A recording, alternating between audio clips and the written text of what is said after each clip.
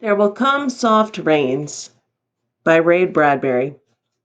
In the living room, the voice clock sang, "Tick tock, 7 o'clock. Time to get up, time to get up. 7 o'clock," as if it were afraid that nobody would. The morning house lay empty. The clock ticked on, repeating and repeating its sound into the emptiness. 7-9, breakfast time. 7-9. In the kitchen, the breakfast stove gave a hissing sigh and ejected from its warm interior 8 pieces of perfectly browned toast, 8 eggs, sunny side up, 16 slices of bacon, 2 coffees, and 2 cool glasses of milk. "Today is August 4th, 2026," said a voice from the kitchen ceiling. "In the city of Allendale, California." It repeated the date 3 times for memory's sake. "Today is Mr. Featherstone's birthday. Today is the anniversary of Tilida's marriage.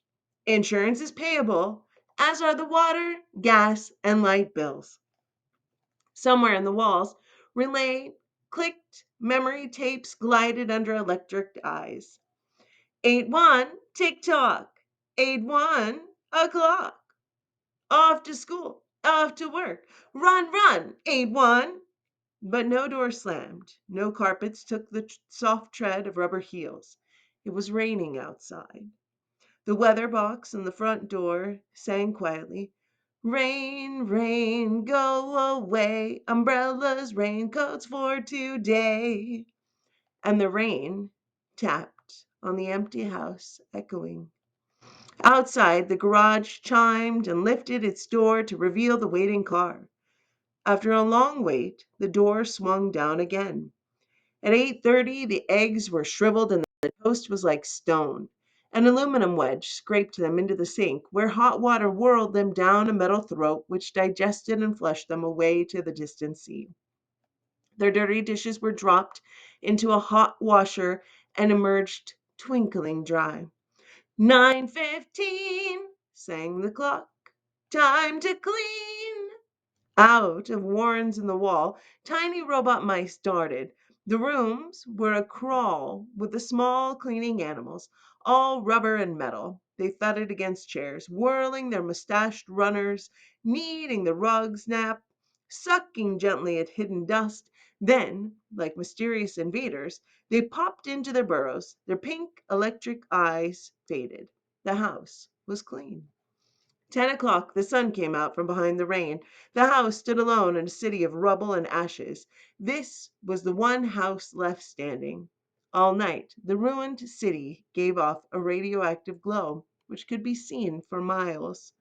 10:15, the garden sprinklers whirled in the golden fonts, filling the soft morning air with scattering of brightness. The water pelted against window panes, running down the charred west side where the house had been burned, evenly, free of its white paint. The entire west face of the house was black, save for 5 places. Here, the silhouette in a paint of a man mowing a lawn. Here, as in a photograph, a woman bent to pick flowers. Still farther over, their images burned on the wood in one titanic instant. A small boy, hands flung into the air, higher up, and the image of a thrown ball, and opposite him a girl, hands raised to catch a ball which never came down. The 5 spots of paint, the man, the woman, the children, the ball, remained. The rest was a thin charcoal layer. The gentle sprinkler filled the garden with falling light. Until this day, how well the house had kept its peace. How carefully it had inquired, "Who goes there? What's the password?" And, getting no answer from lonely foxes and whining cats, it had shut up its windows and drawn shades in an old maidenly preoccupation with self-protection which bordered on a mechanical paranoia. It quivered at each sound the house did. If a sparrow brushed a window, the shade snapped up. The bird, startled, flew off. No, not even a bird must touch the house. 12 noon. A dog whined, shivering on the front porch. The front door recognized the dog voice and opened. The dog, once huge and fleshy, but now gone to bone and covered with sores. Moving in and through the house, tracking mud. Behind it whirred angry mice, angry at having to pick up mud, angry at inconvenience. For not a leaf fragment blew under the door, but what was the wall panels flipped open, and the copper scrap rats flashed swiftly out. The offending dust, hair, and paper, seized in miniature steel jaws, was raced back to the burrows. There, down tubes, which fled into the cellar, it was dropped into the sighing vent of an incinerator which sat, like evil ball, in a dark corner. The dog ran upstairs, hysterically yelping at each door, at last realizing, as the house realized, that only silence was here. It sniffed the air, scratched the kitchen door. Behind the door, the stove was making pancakes, which filled the house with a rich, baked odor and the scent of maple syrup. The dog frothed at the mouth, lying at the door, sniffing, its eyes turned to fire. It ran wildly in circles, biting at its tail, spun in a frenzy, and died. It lay in the parlor for an hour.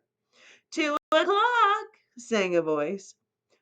Delicately sensing decay at last, the regiments of mice hummed out as softly as blown gray leaves in an electric wind.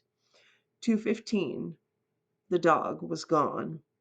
In the cellar, the incinerator glowed suddenly, and a whirl of sparks leaped up the chimney. 2:35.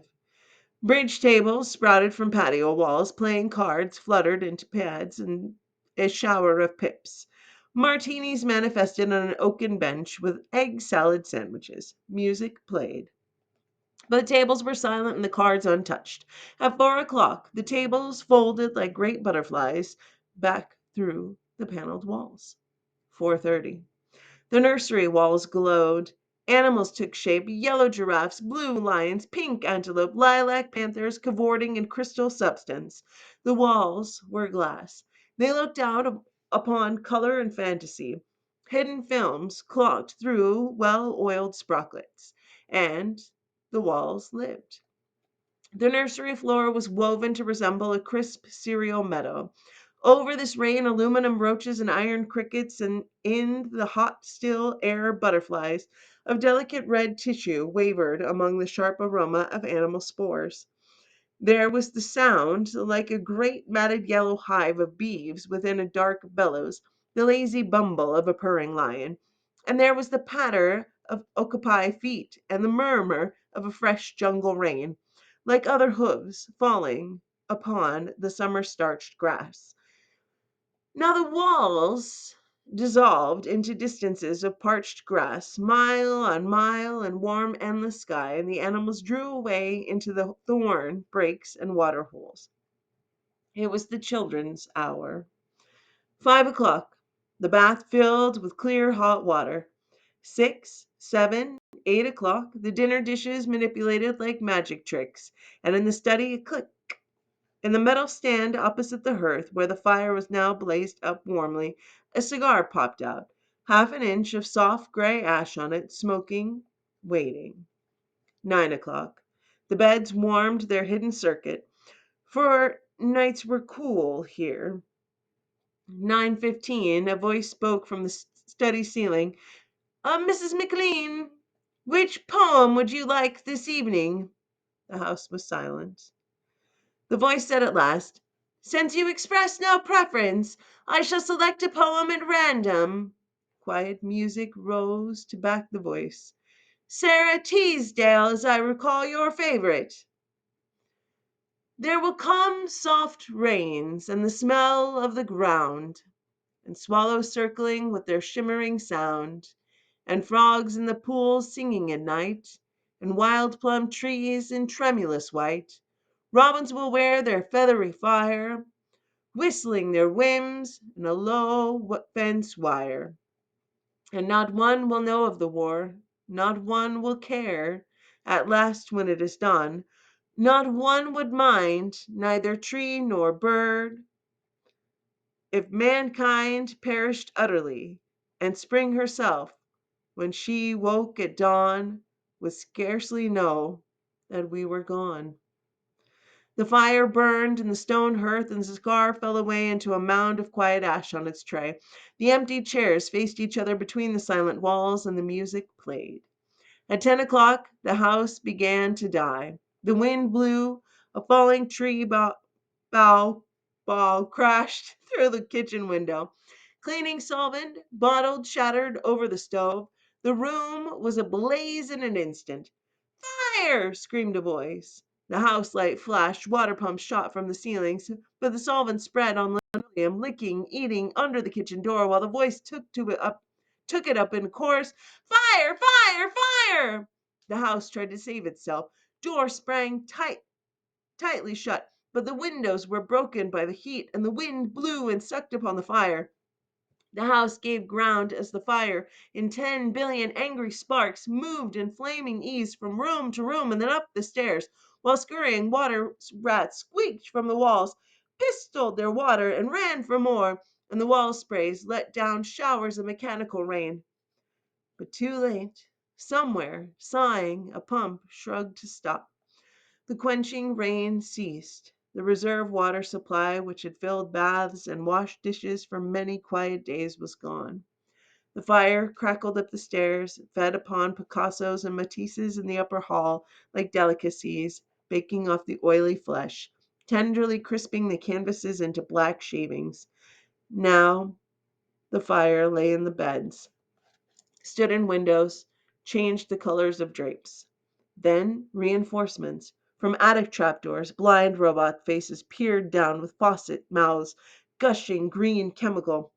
The fire backed off, as even an elephant must at the sight of a dead snake. Now there were 20 snakes whipping over the floor, killing the fire with the clear, cold venom of green froth. But the fire was clever. It had sent flame outside the house, up through the attic to the pumps there. An explosion! The attic brain which directed the pumps was shattered into bronze shrapnel on the beams. The fire rushed back into every closet and fell of the clothes hung there. The house shuddered, oak, bone on bone. It bared skeleton cringing from the heat, its wire, its nerves revealed, as if a surgeon had torn the skin off to let the red veins and capillaries quiver in the scalding air. Help! Help! Fire! Run! Run! Heat snapped mirrors like the first brittle winter ice, and the voice wailed, Fire! Fire! Run! Run! Like a tragic nursery rhyme, a dozen voices high, low, like children dying in a forest, alone, alone. And the voices faded as the wires popped their sheathings like hot chestnuts. 1, 2, 3, 4, 5 voices died. In the nursery, the jungle burned. Blue lions roared, purple giraffes bounded off, and the panthers ran in circles, changing colors, and 10 million animals running before the fire vanished off toward a distant steaming river. 10 more voices died.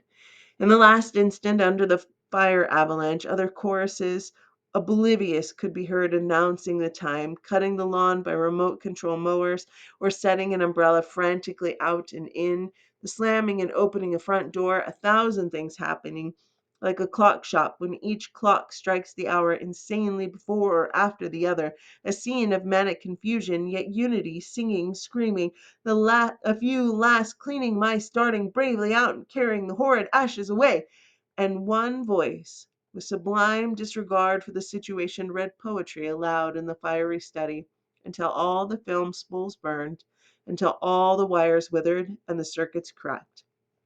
The fire burst the house and let it slam flat down, puffing out skirts of spark and smoke. In the kitchen, an instant before the rain and fire and timber, the stove could be seen making breakfast at a psychopathic rate. 10 dozen eggs, 6 loaves of toast, 20 dozen bacon strips, which, eaten by fire, started the stove working again, hysterically hissing.